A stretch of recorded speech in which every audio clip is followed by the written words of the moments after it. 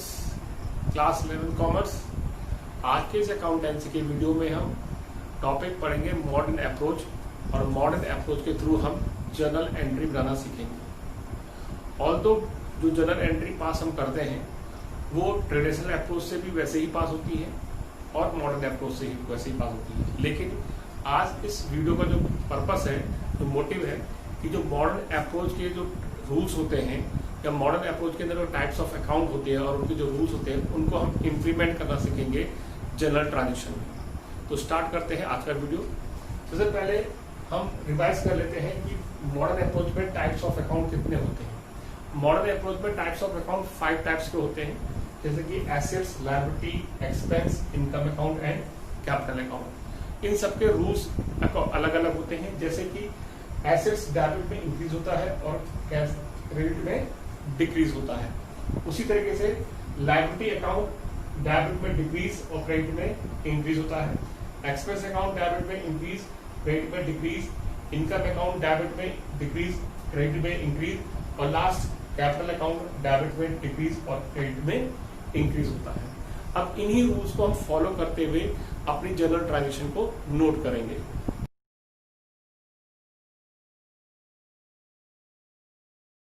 Now come to the transactions. अब यहाँ पर मैंने कुछ ट्रांजेक्शन लिखी हैं, इनके अलावा भी ट्रांजेक्शन करेंगे और उनको हम रिकॉर्ड करेंगे अपने मॉडर्न अप्रोच से। तो पहला ट्रांजेक्शन आप देखेंगे, लिखा है सैलरी पेड ₹1000। अब हम जब सैलरी पे करेंगे तो सैलरी अकाउंट जो होगा हमारे लिए एक्सपेंस होगा। तो एक्सपेंस आप देखें, एक्सपेंस अकाउंट डेबिट में क्या होता है, इंक्रीज होता है। सैलरी जब हम पे कर रहे हैं तो हमारे एक्सपेंस इंक्रीज हो रहे हैं, इसलिए हम सैलरी अकाउंट को डेबिट करेंगे। और जब सैलरी पे कर रहे हैं तो हमारा कैश गोज आउट हो रहा है, कैश कम हो रहा है, डिक्रीज हो रहा है। और कैश हमारे लिए क्या है, एसेट्स है। तो एसेट्स क्रेडिट होता है डिक्रीज। तो कैश जब पे कर देंगे तो कैश हमारा डिक्रीज हो जाएगा, तो कैश अकाउंट यहाँ पर क्रेडिट होगा। तो अब हम ट्रांजेक्शन को रिकॉर्ड करेंगे। तो फर्स्ट ट्रांजेक्शन मैंने यहाँ पर लिखा salary account debit to cash account ₹1000 and 1000 being salary paid. Got it, bachcho? Now the second one, salary outstanding ₹500. Salary outstanding का मतलब होता है जो सैलरी आपने अभी तक पे नहीं की है।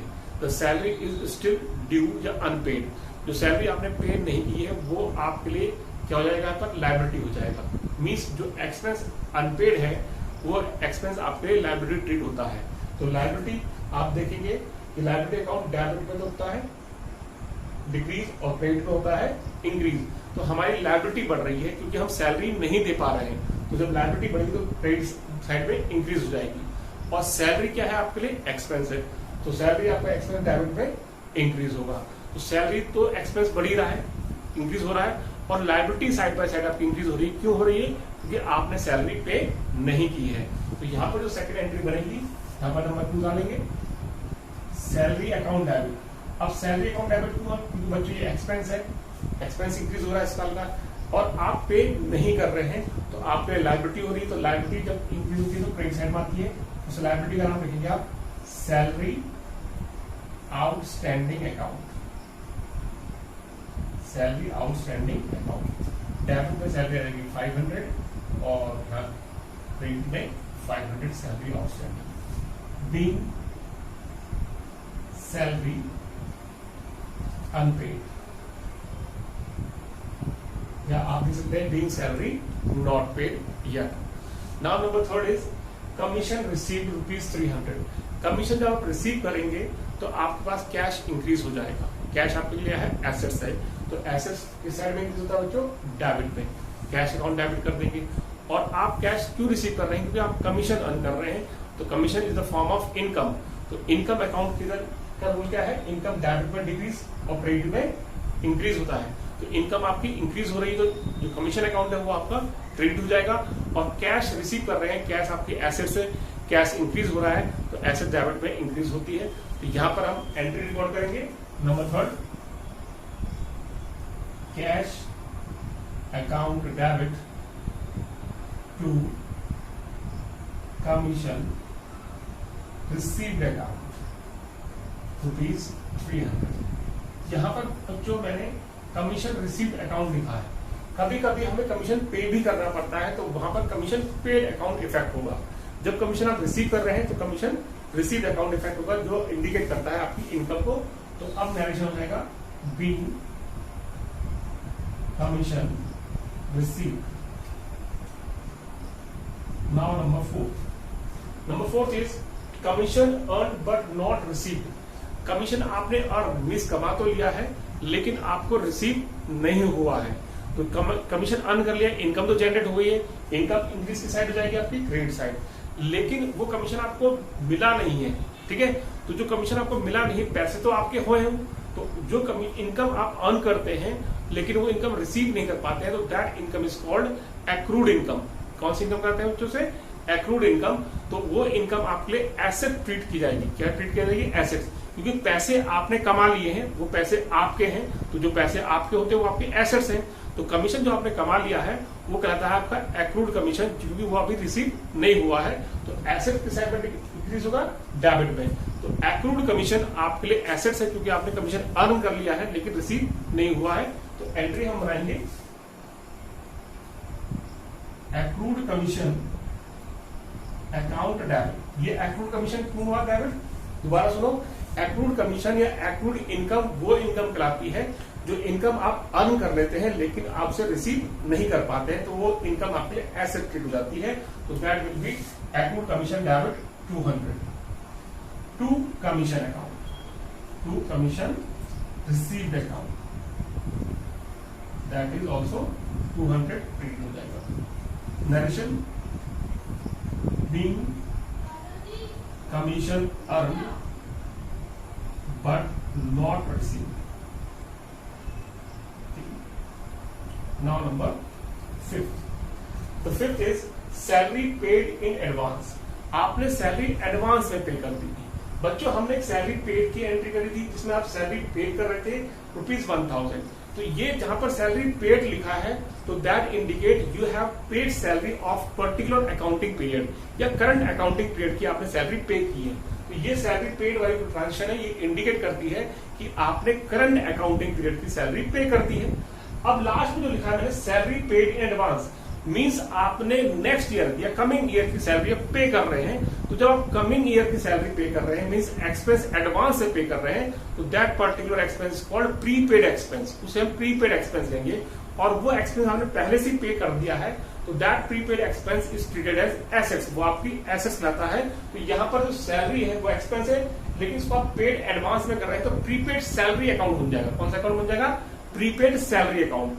वो प्रीपेड सैलरी अकाउंट आपका एसेट्स है, तो एसेट्स की साइड में इंक्रीज होगा डेबिट में, और आप पे कर रहे हैं तो आपका कैश क्या हो रहा है? डिक्रीज हो रहा है। कैश क्या है आपके लिए? एसेट्स है, कैश की साइड में डिक्रीज हो जाएगा क्रेडिट में। तो प्रीपेड सैलरी अकाउंट जो आपका एडवांस से सैलरी जो पे कर दी वो आपकी एसेट्स लाता है, और एसेट्स आपकी इंक्रीज हो रही है तो सब डेबिट साइड में लिखेंगे prepaid salary account debit to cash account, that is ₹1000. Narration being salary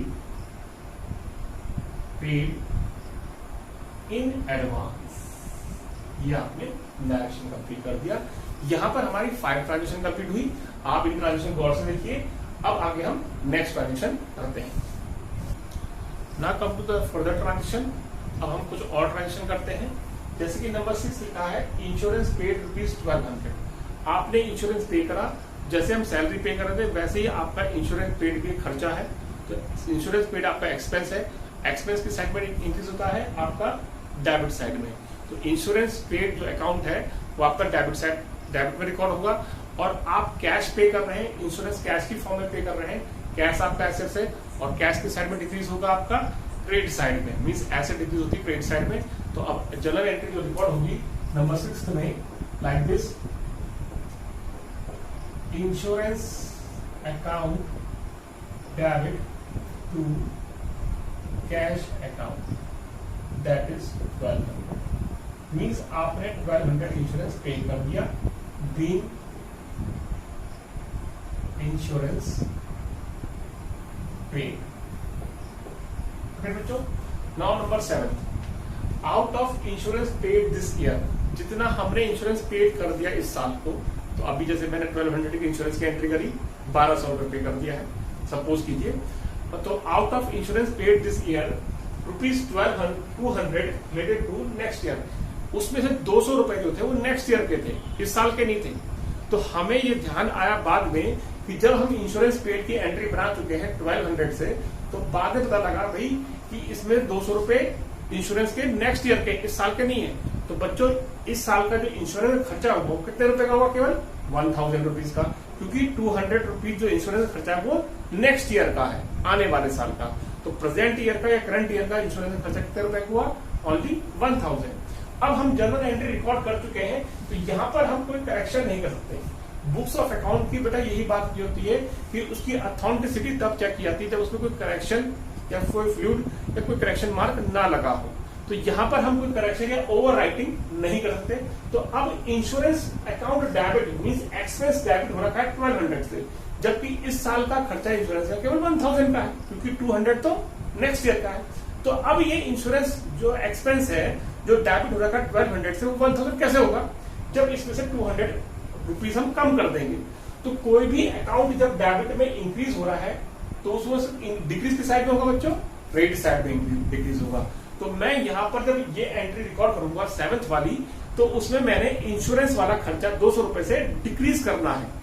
तो एक्सपेंस आपका किस साइड में डिक्रीज होता है? क्रेडिट साइड में। तो एक्सपेंस इंश्योरेंस जो अकाउंट है वो क्रेडिट साइड में पोस्ट हो जाएगा। अब ये पोस्ट क्यों हुआ? क्यों क्रेडिट साइड में इंश्योरेंस डिक्रीज किया गया? भाई इसलिए डिक्रीज किया गया क्योंकि भाई इंश्योरेंस 200 रुपए जो है वो नेक्स्ट ईयर के हैं, नेक्स्ट ईयर मींस एडवांस के हैं, तो वो प्रीपेड इंश्योरेंस कहलाएंगे। अब prepaid insurance means prepaid expense आपका क्या कहलाता है? मैंने अभी थोड़ी देर पहले प्रीपेड सैलरी बताया था। तो प्रीपेड एक्सपेंस आपका एसेट्स होता है, और एसेट्स किस साइड में इंक्रीज होगा? डेबिट साइड में। तो यहां पर जो हम एंट्री रिकॉर्ड करेंगे नंबर 7 में, तो that will be prepaid insurance account debit. ये आपकी एसेट्स 200 रुपीज आ गई to insurance account, that is 200। तो अब हमारा देखो बच्चों कि इंश्योरेंस अकाउंट डेबिट हुआ था 1200 से, अब इंश्योरेंस अकाउंट क्रेडिट हो गया 200। So that means insurance account के अंदर अब 1000 रुपीज रह गए, व्हाट इट, जो इस साल का इंश्योरेंस खर्चा था। अब 200 रुपए हमने इस साल ही पे कर दिया है नेक्स्ट ईयर के लिए, तो इस साल वो हमारे लिए एसेट्स हो जाएगा। तो एसेट्स की साइड में आता है आपका डेबिट में, तो that is prepaid insurance account debit 200। What it बच्चों? अब इसे नेक्स्ट नरेशन लिखेंगे, बीइंग प्रीपेड इंश्योरेंस, ठीक है। नाउ नंबर 8 बच्चों, इस वीडियो को जरूर आप ध्यान से देखिएगा और इस वीडियो को आप जरूर लाइक कीजिएगा और मेरे चैनल को आप सब्सक्राइब भी कीजिएगा। इस एंट्रीज को बनाने का मोटिव यही है कि बच्चों आप अपनी जर्नल एंट्री का बेसिक बहुत अच्छा स्ट्रॉन्ग कर लें, ताकि आप फर्दर स्टडीज के लिए, फर्दर चैप्टर के लिए अपने आप को डाउट सारे क्लियर कर सकें। क्योंकि जर्नल एंट्री बहुत ही इंपॉर्टेंट चैप्टर है और बहुत ही बेसिक चैप्टर है कि आगे की जितनी भी स्टडीज हैं, अकाउंटिंग है, वो मोस्टली क्या है, जर्नल एंट्री से ही रिलेटेड रहती है। मींस टाइप ऑफ अकाउंट से कि एसेट्स अकाउंट डेबिट में इंक्रीज होता है, क्रेडिट में डिक्रीज होता है, लायबिलिटी अकाउंट डेबिट में डिक्रीज होता है, क्रेडिट में इंक्रीज होता है, ये सब आपको बेसिक्स तैयार करने हैं। तो इस वीडियो को हेल्पफुल बनाने के लिए और अच्छा बनाने के लिए आप इसको लाइक कीजिए और अपने फ्रेंड्स के साथ को शेयर भी कीजिए। तो अब हम नेक्स्ट एंट्री की तरफ बढ़ते हैं।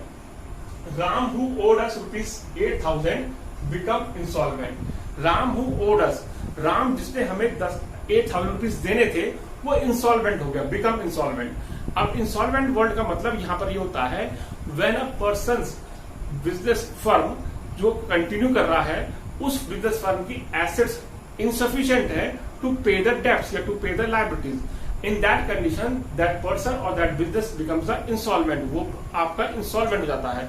तो अब यहाँ पर जो राम जो इंसॉल्वेंट हो गया है वो हमें 8,000 रुपए देने से उसने वो इंसॉल्वेंट हो गया है एंड नथिंग इज रियलाइज, उससे हमें कुछ नहीं मिल पा रहा है, ठीक है।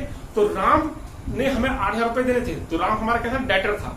सपोज कीजिए मैंने राम को 8,000 का सामान उधार भी था, तो एंट्री क्या बनाई होगी, Ram account debit to sales. तो at that moment Ram is a debtor, Ram हमारे लिए क्या है, डेटर है। अब वो इंसॉल्वेंट हो गया, ठीक है, तो अब उससे मुझे कोई पैसा नहीं मिल रहा है, तो वो सारा पैसा मेरा क्या हो गया, नुकसान हो गया, मुझे डूब गया, पैसा नहीं मिलेगा, तो that loss turn as bad डेब्ट, वो मेरा क्या कहलाएगा, बैड डेब्ट। जो पैसा मेरा डेटर पे था ड्यू और वो हमें नहीं मिल रहा है, तो that loss is term as bad डेब्ट, वो मुझे बैड डेब्ट कहलाएगा और वो मेरा लॉस होगा। और लॉस और एक्सपेंस किस साइड पर इंक्रीज होते हैं, आपके डेबिट साइड में, क्लियर।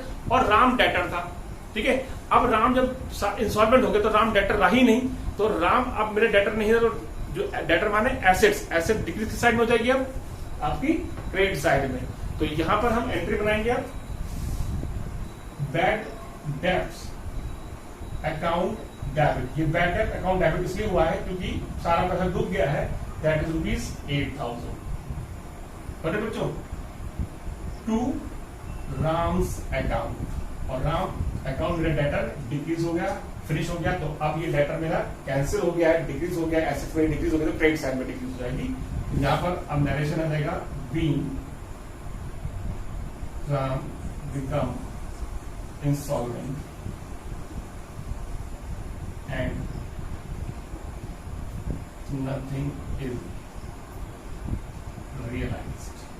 बच्चों, now number 9, Mohan who owed us। अब मोहन भी एक डेटर रहा होगा, who owed us, जिसने हमें 10,000 रुपए देने थे, ठीक है, become insolvent, he also becomes insolvent and only 50% cash is realized।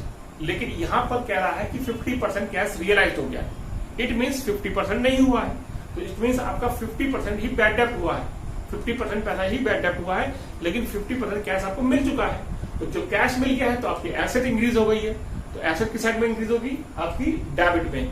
Loss भी हो गया है आपको, एक्सपेंस भी हो गया, आपका नुकसान भी हो गया, वो की साइड में इंक्रीज होगा, डेबिट में। दोनों चीज हो रही है, क्या एसेट भी इंक्रीज हो रही है और आपका लॉस भी इंक्रीज हो रहा है, तो दोनों डेबिट हो जाएंगे। और आपका डेटर जो मोहन था वो फिनिश हो गया, खत्म हो गया, तो डेटर की साइड में, एसेट की साइड में डिक्रीज होगी आपकी क्रेडिट साइड में। तो अब हम यहां पर देखेंगे बच्चों कि मोहन से हमें 10,000 रुपए मिलने थे और हमें केवल 50% कैश मिला, तो कैश की साइड में आएगा आपका डेबिट में, cash account debit. How much, 50,000, तो 50% ऑफ 10,000 इज बिकम्स 5,000, ये कैश आ गया। अब जो हमें नहीं मिला दैट बिकम्स बैड डेब्ट, वो आपका बैड डेब्ट हो जाएगा, तो बैड डेब्ट account debit also 5,000 to Mohan account, that is 10,000। Narration, being Mohan become insolvent and 50% is realized। Okay बच्चों, ये एंट्री आपकी कंप्लीट हुई। इनको आप जरूर वीडियो पॉज करके जरूर देखिएगा। आज का वीडियो लेक्चर हम यही फिनिश करते हैं। इससे रिलेटेड जो भी ट्रांजेक्शन होगी मैं आपको प्रैक्टिस के लिए दूंगा। Thank you and have a nice day.